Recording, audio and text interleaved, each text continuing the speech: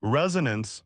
Dr. Naomi Wright pressed her gloved palm against the ice wall, feeling the strange vibration that had drawn her team to this remote corner of the Arctic Circle. The crystalline structure beneath her fingers pulsed with an impossible light, blue, then purple, then a color she couldn't name. Thermal imaging shows a hollow chamber 30 meters ahead, called her research assistant Devon. He hunched over monitoring equipment in their makeshift lab carved into the glacier. And those quantum readings are off the charts, the anomalies growing. Naomi nodded, dark eyes reflecting the dancing lights that occasionally flickered through the ice. At 42, she devoted her career to quantum physics, specifically the theoretical possibility of temporal anomalies. For years, the scientific community had dismissed her work as fringe science, but the readings from this glacier had validated everything.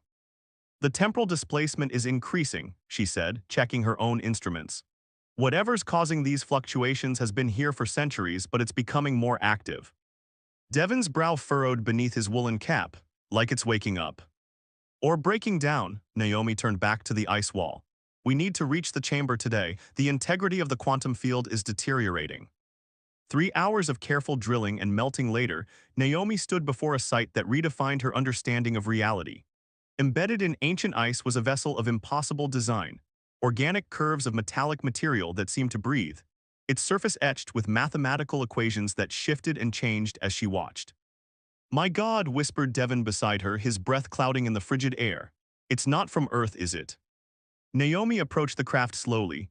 "I don't think so, and I'm certain it's the source of our temporal anomalies." The vessel had ruptured, its hull partially melted by what appeared to be weapons fire. Within the torn shell, a crystalline formation glowed with changing colors, the same pulses Naomi had felt through the ice. As she drew closer, she realized the crystal formation had a humanoid shape. "There's a pilot," she breathed, reaching toward the crystal, "preserved somehow." "Do not touch the crystal directly," a voice spoke directly into her mind. "My consciousness is barely contained within this resonance matrix." Naomi jerked back, heart pounding. "Did you hear that?" she asked Devon. He looked at her blankly. "Hear what?" "I can only communicate with you," the voice continued. "Your quantum signature is compatible with mine. I have been waiting for someone like you for 1,391 years."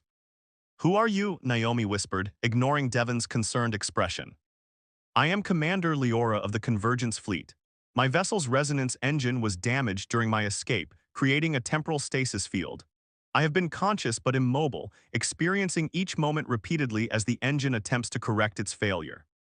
Naomi's scientific mind raced. A time loop. Yes, the engine was designed to fold spacetime, allowing travel between dimensions.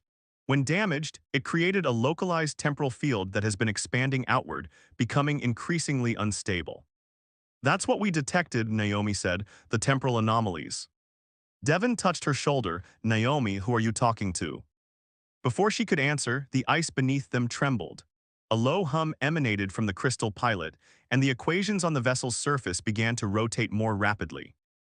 "The resonance engine is entering its critical phase," Leora's voice explained. "Soon it will reset again, but each reset weakens the barriers between dimensions." "Reset?" Naomi asked. "What happens during a reset?" "Time returns to the point when the engine first malfunctioned, but only those connected to the engine's resonance frequency remain aware of the loop."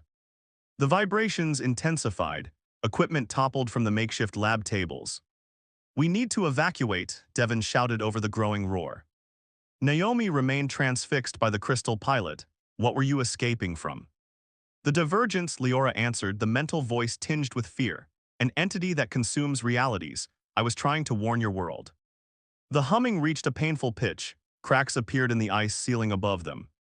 "Naomi's now," Devon pulled at her arms. "You must help me repair the engine," Leora's voice urged, "or the divergence will break through. Each reset weakens the dimensional barriers further."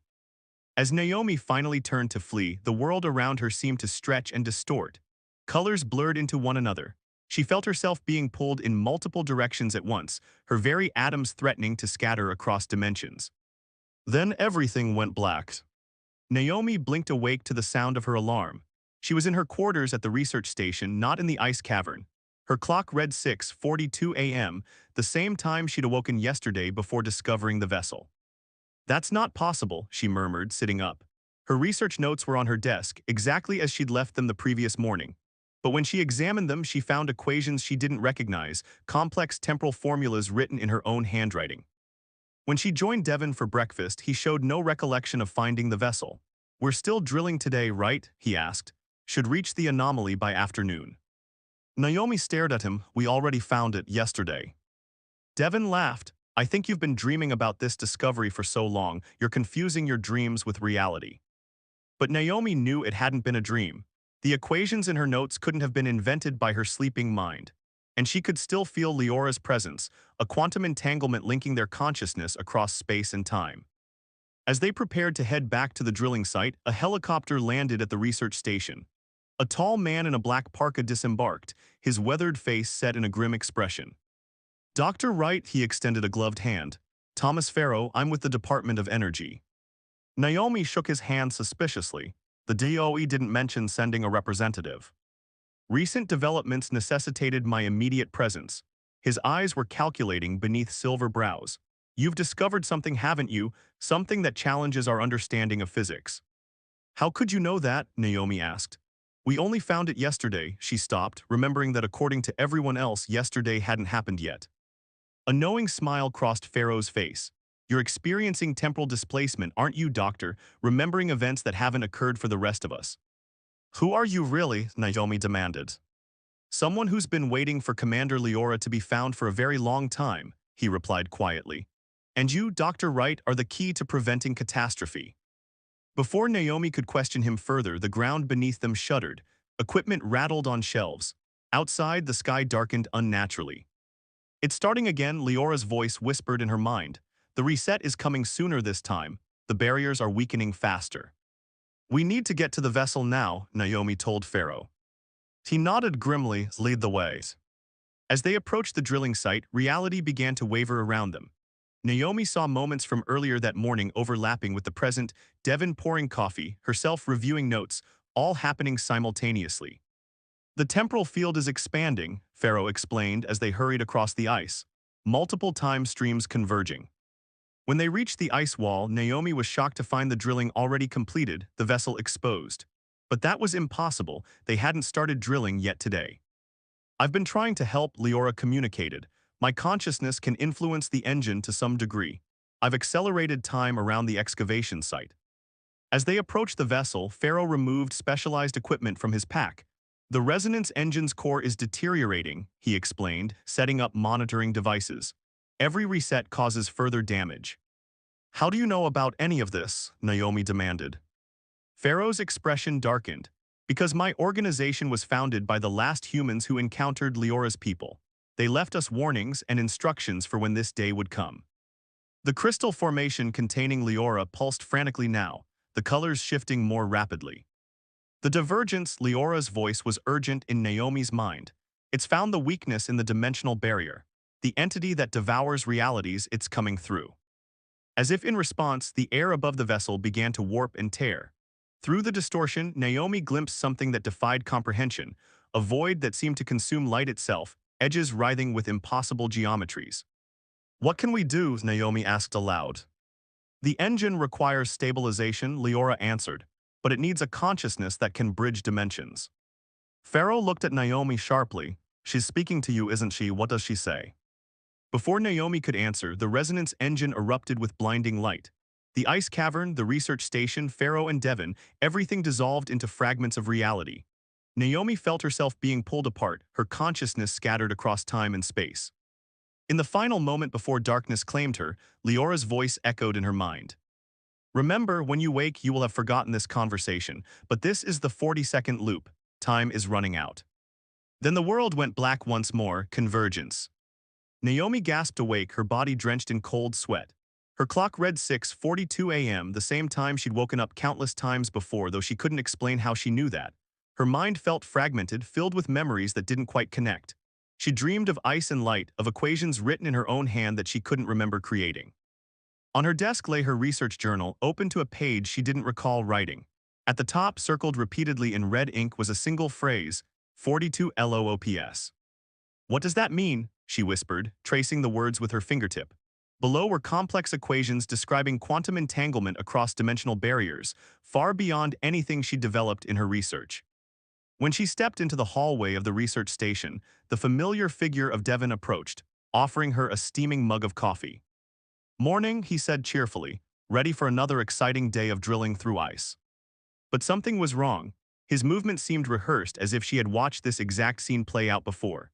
When she took the mug, their fingers brushed, and a jolt of temporal dissonance struck her. She saw Devon in the same hallway 42 times, offering the same coffee with the same words. "Naomi," his voice pulled her back. "You okay? You look like you've seen a ghost." "I think I have," she murmured, 42 of them. Before she could explain, the station's alert system blared. Outside, a helicopter was landing. Thomas Farrow was arriving, just as he had in countless loops before. This time, Naomi was waiting for him at the landing pad. "Department of Energy," she said as he approached. "But that's not true, is it? You're part of something much older." Farrow's eyes widened slightly. "You remember, that's not supposed to be possible." "Not everything," Naomi admitted, "but enough to know we've done this before, many times." Farrow studied her face. "The quantum entanglement between you and Leora must be strengthening. Each loop, your consciousness retains more." "Leora," Naomi repeated the name, feeling a resonance deep within her mind. "The crystalline pilot." "Yes," Farrow nodded grimly. "I represent the Temporal Guardians. We were founded in 632 CE when Leora's scout ship first attempted contact with Earth. Her people, the Resonance, warned us about the Divergence, an entity that consumes realities. But something went wrong," Naomi continued, the knowledge surfacing from somewhere deep within her fractured memories. "Their ship was attacked as they arrived," Farrow confirmed. "The resonance engine was damaged, creating a temporal stasis field. Leora has been trapped for 1,391 years, caught in a loop as the engine tries to stabilize. And each loop weakens the barriers between dimensions," Naomi finished, "allowing the divergence to break through." A tremor shook the research station. In the distance, the glacier's surface rippled like water. "We need to reach the vessel," Farrow said urgently. "This loop is deteriorating faster than the others." As they hurried toward the drilling site, reality flickered around them. Naomi saw moments from previous loops overlapping, herself discovering the vessel repeatedly, conversations with Leora playing out in different ways, Farrow explaining the situation with varying degrees of detail. "Naomi," Leora's voice touched her mind, "your consciousness is stabilizing across the loops. You're beginning to remember." "I am," Naomi replied aloud, "but not enough. What happens if we can't stop this?" "The divergence breaks through completely," Leora answered. "It will consume your reality as it has countless others." When they reached the excavation site, the ice had already melted away, revealing the alien vessel. The crystalline formation that housed Leora's consciousness pulsed frantically with shifting colors. "The temporal field is collapsing," Farrow said, checking his instruments. "We have minutes at most before another reset." Naomi approached the crystal pilot, feeling the quantum connection between them strengthen. "How do we stop this?" "The resonance engine can be recalibrated," Leora explained. "But it requires a consciousness that can bridge dimensions, a hybrid of resonant and human neural patterns." "A merger," Naomi realized, "between you and me." Farrow looked up sharply. "That's been the solution all along, a conscious merger to stabilize the engine." "Why didn't we do this in the previous loops?" Naomi asked. "Because merger means the end of individual existence," Leora answered solemnly. "Neither of us would continue as we are now. We would become something new, something that exists across multiple dimensions simultaneously." Naomi's breath caught. "That's why I've been remembering more with each loop. We've been gradually merging already."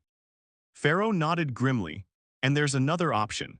The Temporal Guardians developed a way to contain the temporal field, to isolate this entire area in a permanent stasis bubble. Trapping Leora forever," Naomi realized. "But saving the rest of the world," Farrow countered. "You could walk away, Dr. Wright. We can't force you to sacrifice your existence." Above the vessel, the air began to tear. Through the widening rift, Naomi glimpsed the writhing void of the divergence, a cosmic horror that existed outside comprehension, hungry for reality itself. Tendrils of darkness reached through the tier, touching the ice around them. Wherever they connected, matter simply ceased to exist, leaving perfect spherical voids. "It's breaking through," Farrow said, activating containment devices from his pack. "We're out of time, Dr. Wright. Choose now." Naomi looked at the crystalline form of Leora, feeling the connection between them, a bridge across 1,391 years and countless dimensions. "If you merge with me," Leora communicated, "your individual consciousness will end. But together, we can save both our worlds."